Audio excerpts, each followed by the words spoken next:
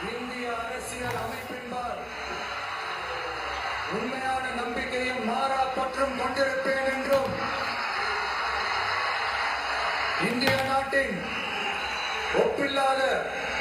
முழு முதல் ஆட்சியையும் ஒருமையையும் நிலை நிறுத்துவேன் என்றும்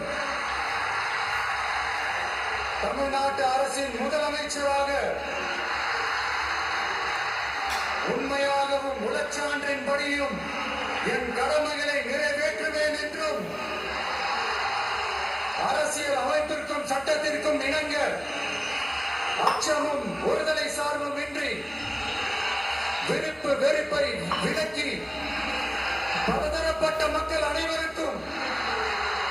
நேர்மையான